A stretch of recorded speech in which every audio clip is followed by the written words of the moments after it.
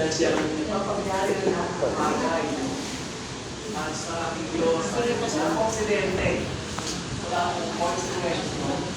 Lahat ko lang mga pangit ang nangyayari ng ganyan tayo sa kanyang kapamalaan. We know that everything works together for the good of those people who are called by God for those who are Christ. And we acknowledge that, bagamat di masiguro sa atin kung mangyayari yan gusto, maraming masakit, mapakit, malungkot, but then to see that God is there for us, no matter what. Amen. So we pray ng tuloy and this time ay hindi lang sa interest ni Pastor kundi laging ating kung sama-sama worship the Lord, singing, yung tawag tayo natin natin ilaman sa Lord. Maulihan sa ating ilsin. Good morning po sa ating lahat. Morning! Kaninang umaga gumising na po ako ng Bible. At bago ko ng Bible. From Tuesday to Friday, meron po kaming early morning prayer na kasudan. Bumalik ako na tulog ako ulit. Nakagaw ako dito. Kaya ako ulit kaya yung sarap ng tulog kasi. Malamig lang din ako. Before we hear the main menu in terms of our learning today, gusto ko nais ko pong i-differentiate sa akin yung scarcity mindset at yung abundance mindset. Yung sa Tagalog po ng scarcity means kung saan, and abundance naman sa kailangan. So sometimes we are in the scarcity part, or sometimes we are in the abundance part. But most of the time, ang meron thinking natin po ay yung scarcity mindset na growth. And ayon po sa definition ng scarcity mindset is a belief system or psychological perspective where an individual perceives resources, opportunities, or options as limited or insufficient. Kami pa po ng ating definition, often leading to feelings to anxiety, fear, and a sense of lacking. So people with a scarcity mindset tend to focus on what they don't have rather than what they have. Okay. And they might feel a constant pressure to compete for limited resources. So, yan mga kapatid. Nagmamanifest po ito ang mga mindset na ito sa iba't ibang aspekto ng buhay po natin, including sa ating finances and relationships, time, and opportunities. Individuals with a scarcity mindset may want hoard possessions. Ibig sabihin, baka wala na ako kang kainin bukas, magkakampi ako. Sharon, hindi naman po Sharon kasi, nagkatabi ka kasi para may makain ka. Yung working po, nagkatabi ka, pinitipid mo, okay, yung pagkain mo para bukas. Dato example, pinaka-practice example dito, how the Lord provides manna and quail. Doon sa kwat, doon sa mga sa wilderness, di ba? They hoard those quails and manna. Pero nangyari kinabukasan, nasira din. Naman din. Because we believe that the Lord is what the Lord is providing our needs day after day. Ikaw po ba mga kapatid?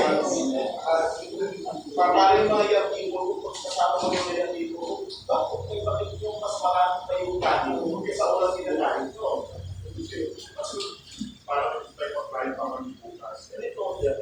Don't worry about tomorrow. Biblical po yan eh. Don't worry about tomorrow. silver off. Di ba po yung po sinasabi sa akin? So sometimes, we hold possessions. And then, magkakaroon po tayo ng difficulty taking risk or making investment due to fear of loss. Yung ganun yung nangyayari sa atin.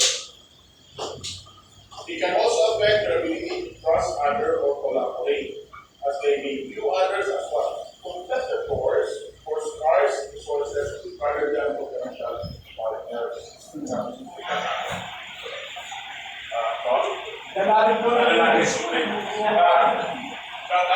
Ang ibig sabihin ng po ito, na instead na maging kakampi natin yung mga paligid natin, ay hindi kalaban natin.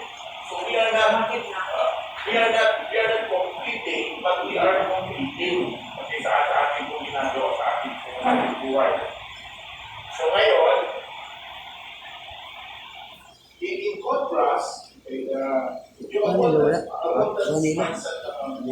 opposite of that, yung individual who are, they are not getting available opportunities, okay. Ang tao pa ng pasagana ng buhay, marunong magpasalamat. Optimistic, okay.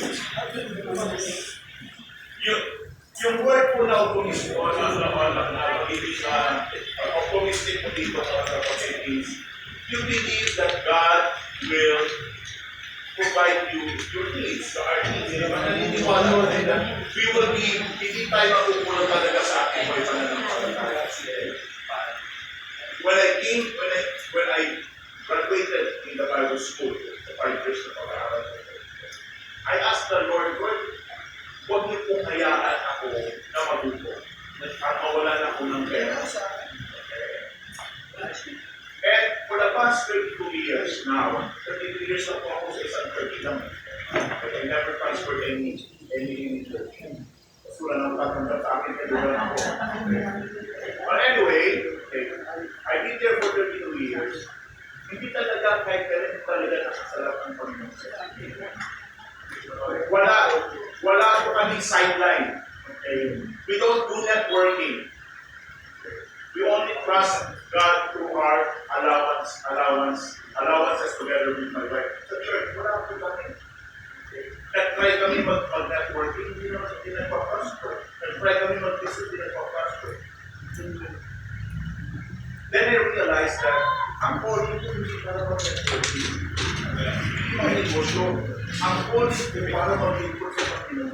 And I challenge my people that you do the business, you do good in your work, at pagpalain niyo yung pastor ninyo. That's right. Tingnan niyo po. I'm not against the people that are doing networking at our business. I know that. Kasi nga kung nagtatayos na, kumikita naman sila eh. Diba? Pero pag ikaw pastor ka, dapat nagtrabaho mo ang business ng Panginoon. Pag negosyo ka, hindi mo sa may tao. Kunin mo na lang yung profits. Kasi nagdaman mo ka, hindi ko mismo magmamalit pinag-usod. Kasi ang business mo, yung gawain ng Panginoon. Makinan nyo. Pero mahirapan kayo. Because, sabi ng day, if we take good care, kukunin niyo po ito. If we take good care of God's business, He will take good care of you. If you take good care of God's business, He will take care of you. Pati na magpapastor ako, pabayaan mo ba?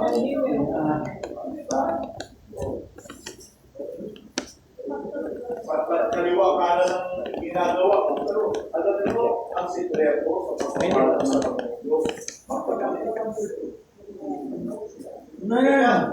Kasi hindi ka na-umpisa ka lang, gusto mo na agad, ang kotse mo, BMW eh. Gusto mo ay magkamusor ka eh. Hindi pa nagpapatunayan ng yung katapatan sa Panginoon Diyos. Fruitfulness will come later if we are faithful in the Lord. Praise the Lord. Anyway, mga kapatid, it's very important for us as pastors to really have an abundance mindset. And ano po sabi ng Bible sa atin? Kaya sayang, konti-konti din panahon natin, pero may mga susunod mga pagkakataon pa rin natin ang konti. O, doon na, Brad! Okay. Very familiar passage that I would like to share with you. There are a lot of this in the Bible. Matthew chapter 6, verse 31 to 33. Diba no? So do not worry, saying, what shall we eat, or what shall we drink, or what shall we wear? For the pagans run after these things, and your heavenly Father knows that you need them. But seek ye first the kingdom of God, and His righteousness, and all these things shall be added unto you. Watch out for the verse number 33. Kasabi doon, seek ye first the kingdom of God and His righteousness. Tayo po, yung isip the kingdom, kapag yung kanya na walang kapanalan sa buhay natin. So napakaliwanag po yan. And all these things shall what? Shall be added unto you. We tend to worry a lot. Ang tao nag-aalala madalas. Ano po yan? Scarcity mindset po yan. Sa bagay, sino ba nag-aalala sa atin? Nasa kamay. Hindi nag-worry. Lahat tayo nag-worry mga kapatid. But the Bible is teaching us that we need to worry less. Diba? Ang pag-worry po ay kasalanan. Naniniwala ba po kayo? Yes! It is because kulang ang ating pagtitiwala sa ating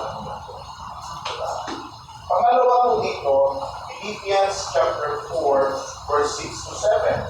Philippians 4, 6 to 7. Do not be anxious about anything. Napakaganda po na siya ginamit yan, no? Do not be anxious about anything, but in every situation, ito po yung encouragement sa atin. By prayer and supplication. Instead of worrying, we need to what? We need to pray. Diba? Sabi ng isang kamag-anak ng isang pastor, nasama ko sa American, sabi niya, why worry when you can pray? Meron ba na? Nagawa kami, di ba? Sabi ng asawa niya, why worry when you can pray? Sabi ng asawa, hindi, mali yun. Imagine mo sa pulpit ko siya, kasi sabi niya ng asawa niya, nagtitibahin sila dalawa. Pinanindigan ng pastor. Di ba? Naman yun, di ba? The Bible is telling us, di ba? Bakit ka magkakaroon ng pity party? Kawawa naman ako, wala nagpapahal sa akin, wala na akong support, so and so forth, di ba? Sometimes we pity ourselves. Naawa tayo sa sarili natin. Instead of pitying ourselves, ano gagawin natin? We need to pray. Sabi ng asawa ko, itong week na ito, magbabayas tayo ng kuliyan. Hindi mga goods. Eh, syempre, mainit at panahon yun, di ba? Bibilis kasi, binigyan na ng safe na maganda para hindi kami na maaga. Kaso lang minsan, di ba? Masarap ang tulog sa pagpapawisan ka naman pagbabayan. Pero, okay, sabi ng Bible, hindi ako nag-aalala because God will provide this way sa aming papayan. Yung body po dyan sa harapan mo, I paid that for 5 years. Wala pong outside support po yan. Walang tumulong sa akin sa pagbabayan. Walang foreign aid po yan. Nanggaling na po yan sa allowance po sa church.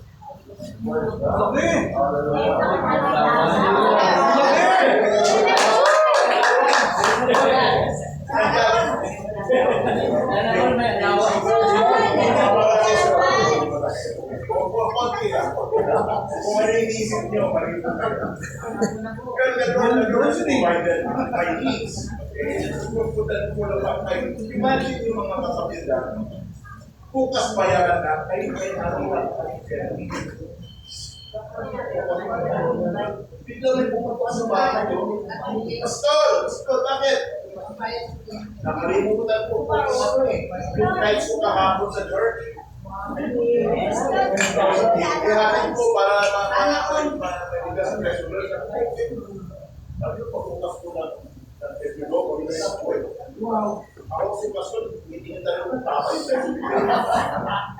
kaya ang ganda na sweldo, sandaan yung kahit. Kapag sandin mo to tinignan ko po, tama sa pagbabago. Amen. Ako rin ang busy.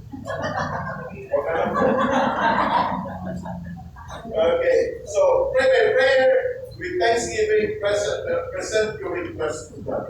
Instead of having a seating party, we need to kneel down and present our needs to the Lord. Importante yung prayer mga kapatid. Kung yan ang iwala sa panalangin, kawawa ka naman din ang Pastor. Ang source ng ating yaman, ang source ng ating resources, hindi po sa mga tao na nakita natin. Kung hindi natin kay Pastor Daddy, peso sa dollars. Kung nakita tayo ng Amerikano, dollar size, at then ng Koreano, walang pwede ito. Pero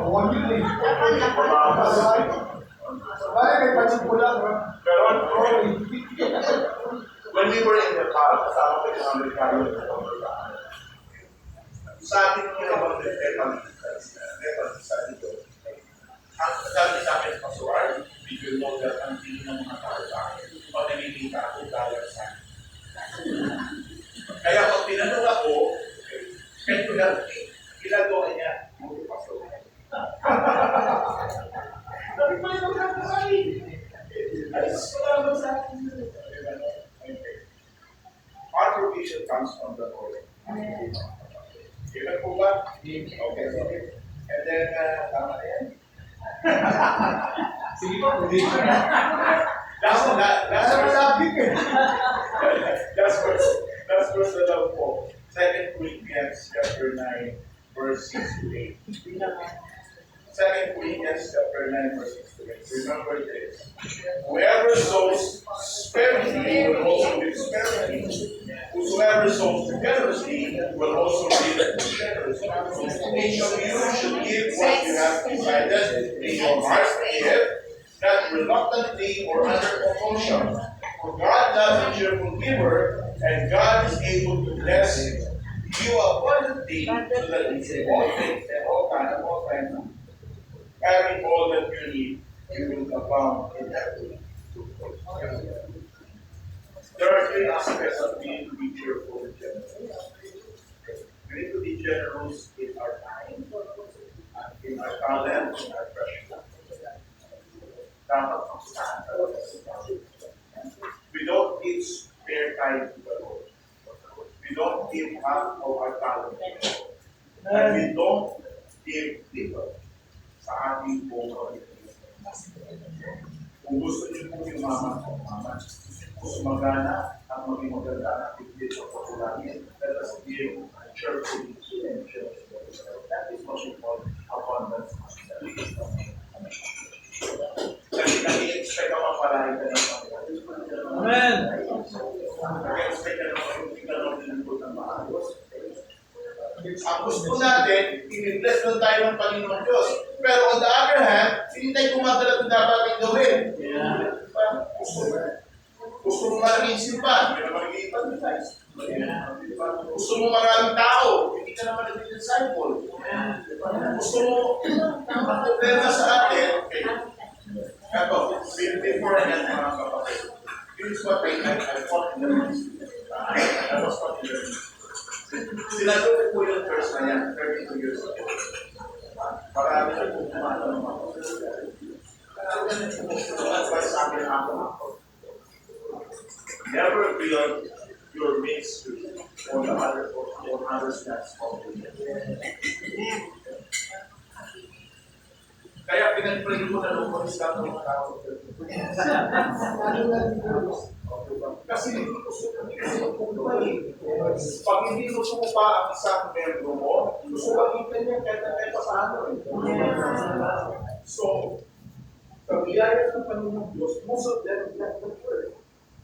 I'm not they don't like me. They don't want me to be the pastor. I don't care. I don't care. Hindi mo naman sila tupay. O, diba? Kaya nag-uisa ako na mag-resource sa pamalit sa akin. Para yung nag-resource ay nagaling sa mga. Hindi ako nag-iinapan sa ulo. Amen. May nagka-transfer. Sabi ko, dito, mag-usap ako ito. Ayaw ko na sa mga ulo, sa tawag ko si Baco, ulit ako. Because I want the music to be what it was to do. Kasi sabi na walang problema. Ito ba yung sabi na walang problema? Ano problema? Huwag naman maraming problema. Diba? Ang hirap pag-record kung maraming problema, isang po ba? Yung iba naman gusto mamuha ng ibang tao, no? Oh, God bless you.